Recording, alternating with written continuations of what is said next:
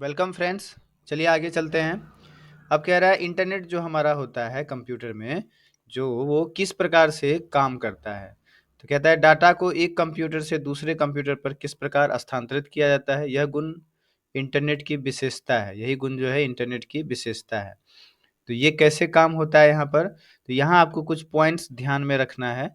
देखिए कह रहा है कि उदाहरण के लिए एक वेब पेज इंटरनेट पे स्थानांतरित किया गया तो कैसे इसे छोटे आकार के बहुत से टुकड़े में विभाजित किया जाता है, जिसे हम पैकेट कहते हैं। तो यहाँ पर आपको एक चीज ध्यान रखना है क्वेश्चन में, कि इंटरनेट पर हमारा यदि कोई वेबसाइट या कोई वेब पेज जो हमारा सामने दिखाई देता है, उसमें पहला काम क्या होता है, छोटे आकार के बहुत से टुकड़े में विभाजित हो जाता है, जिसको हम क्या कहते हैं, पैकेट कहते हैं। इंटरनेट पर जो वेब पेज होता है वो जब हमारे सामने आएगा तो उससे पहले क्या होता है, छोटे आकार के बहुत से टुकड़ों में विभाजित हो जाता है, जिसे हम क्या कहते हैं, पैकेट कहते हैं। तो ये आपको ध्यान रखना है, पैकेट कहते हैं। प्रत्येक पैकेट में एक हेडर जोड़ा जाता है, जो वर्णन करता है कि यह कहाँ से आया और यह कहाँ पर जाएगा और यह बचे हुए पैकेट के साथ किस प्रकार जाएगा। तो आपको यहाँ क्या फिर ध्यान रखना है कि इंटरनेट में जो वेब पेज होता है, सबसे छोटे आकार का जो टुकड़ा में विभाजित हो गया उसको तो कहे पैकेट।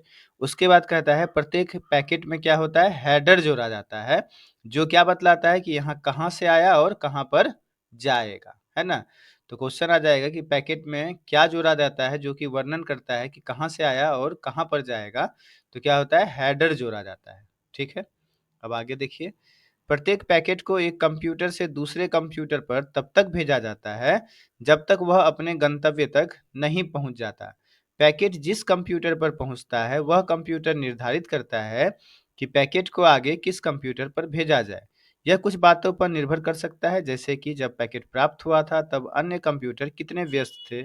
सभी पैकेट एक ही रास्ते द्वारा नहीं जाते हैं। यहाँ ध्यान में देने वाला दो बात आपका था, एक तो यही वाला कि छोटे आकार के बहुत से टुकड़े में जो विभाजित हो जाता है, जिसको हम क्या कहते हैं, पैकेट कहते हैं। और फिर प्रत्येक पैकेट में एक हेडर जोड़ा जाता है, जो आपको क्या करता है, यही बतलाएगा कि कहाँ से आया है और कहाँ पर जाएगा। तो ये आपको ध्यान में रखना है। ठीक है, फिर आगे आपको ध्यान में क्या रखना है, देखिए पैकेटों को अपने मूल रूप से पुनः जो है जोड़ा जाता है। पैकेट को फिर से क्या करता है, जैसे आप कोई सिंपल सा वेबसाइट सर्च करते हैं, कोई ऊपर पे वेब एड्रेस लिखे तो क्या होता है, देखते होंगे आपका पहले वो उल्टा ऊपर गोल गोल, इस साइड में देखते होंगे लेफ्ट साइड में उल्टा गोल गोल घूमता है और फिर वापस जो है सीधा ऐसे घूमने लगता है। मतलब पहले हम जो चीज़ सर्च कर रहे हैं वो उधर जाता है और फिर से हमें जो है दिखाता है। चलिए अब यहाँ पर ध्यान में रखने वाला दूसरा बात, इंटरनेट से जुड़े प्रत्येक कंप्यूटर में एक टीसीपी और आईपी यानी ट्रांसमिशन कंट्रोल प्रोटोकॉल या इंटरनेट प्रोटोकॉल नामक सॉफ्टवेयर होता है। कहता है जिस भी कंप्यूटर में यदि इंटरनेट आप कनेक्ट कर दिए तो उस कंप्यूटर में एक सॉफ्टवेयर होता है। कौन सा सॉफ्टवेयर होता है, टीसीपी ऑब्लिक आईपी। टीसीपी यहाँ पे फुल फॉर्म आपको याद रखना है, टीसीपी का फुल फॉर्म क्या होता है, ट्रांसमिशन कंट्रोल प्रोटोकॉल। टीसीपी का फुल फॉर्म होता है ट्रांसमिशन कंट्रोल प्रोटोकॉल, ऑब्लिक है, और आईपी, आईपी का होता है इंटरनेट प्रोटोकॉल। टीसीपी का फुल फॉर्म हो गया ट्रांसमिशन कंट्रोल प्रोटोकॉल और आईपी का फुल फॉर्म हो गया इंटरनेट प्रोटोकॉल। तो क्वेश्चन यहाँ पर आपको ये बन सकता है कि इंटरनेट से जुड़े प्रत्येक कंप्यूटर में कौन सा जो है सॉफ्टवेयर होता है जो पैकेट को प्राप्त करने और भेजने और उसकी जांच करने के लिए जिम्मेदार होता है। तो कौन होता है, टीसीपी ऑब्लिक आईपी होता है ना।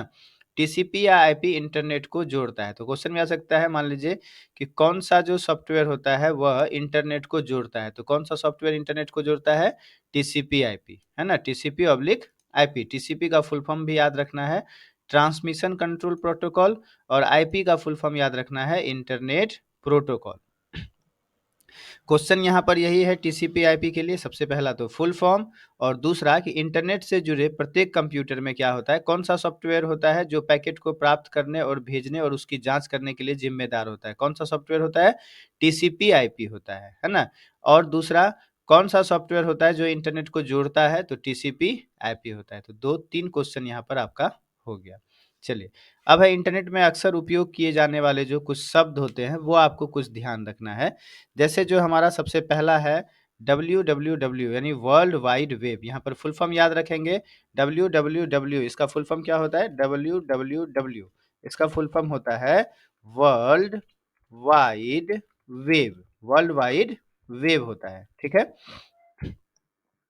इसे हम वेब भी कहते हैं, डब्ल्यू को हम कहते हैं वेब भी कहते हैं, वर्ल्ड वाइड वेब या वेब इलेक्ट्रॉनिक दस्तावेजों का संग्रह होता है, जिसे हम वेब पेज भी कहा जाता है।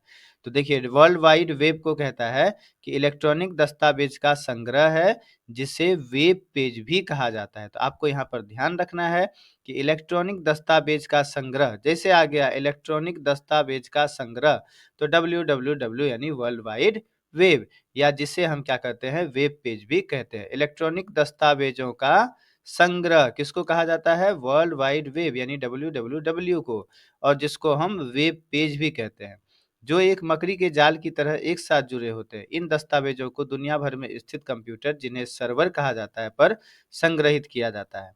अब वेब सर्वर में आपको दो चीज बस याद रखना है, केवल दो चीज आप यहाँ पर याद रखिए। वेब सर्वर क्या होता है, तो एक कंप्यूटर है जिसमें वेब पेज को संग्रहित किया जाता है।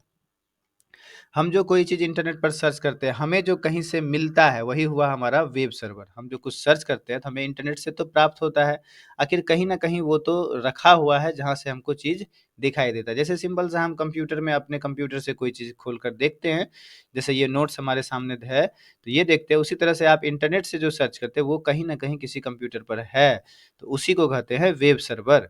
यानी वेब सर्वर क्या होता है, एक कंप्यूटर है जिसमें वेब पेज को संग्रहित किया जाता है। ठीक है? तो यहाँ पर आपको क्या ध्यान रखना है, दो महत्वपूर्ण वेब सर्वर प्रोग्राम होता है। एक है आईआईएस, एक क्या है, आईआईएस। पूछेगा आईआईएस क्या है? वेब सर्वर प्रोग्राम है या वेब सर्वर है? फुल फॉर्म होता है internet information server, internet information server. हम इसे रिपीट करते हैं, जिससे अभी आपको इसी वीडियो में ये चीज़ जो है क्या हो जाए, याद हो जाए, आपको दोबारा से देखने का कोई ज़रूरत नहीं होगा, है ना? तो आईआईएस यानी इंटरनेट इंफॉर्मेशन सर्वर, ये क्या है, वेब सर्वर है। और एक है अपाचे, APACHE, अपाचे, ये भी हमारा क्या है, वेब सर्वर है। तो वेब सर्वर, आपको दो महत्वपूर्ण वेब सर्वर बताया गया प्रोग्राम, दो आपको याद रखना है।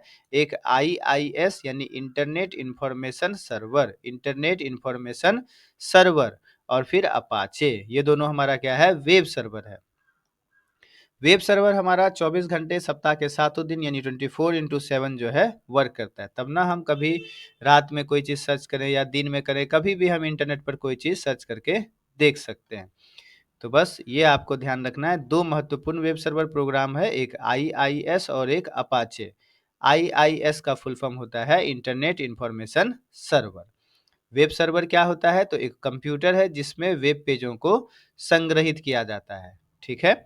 चलिए, अब हाइपरलिंक्स क्या होता है, तो यह इलेक्ट्रॉनिक दस्तावेज का एक तत्व है, जो उसी दस्तावेज में किसी अन्य स्थान पर या पूर्ण रूप से विभिन्न दस्तावेजों या अन्य संसाधनों से लिंक करता है। सिंपल सा, जैसे आप कहीं पर, यहाँ जैसे हम मान लीजिए कोई हैंड जैसा, एरो जैसा बन जाता है, हम यहाँ पे क्लिक करते हैं, तो कोई दूसरा पेज खुलकर आ जाता है, उसी को हम क्या कहते हैं, हाइपरलिंक कहते हैं, है ना?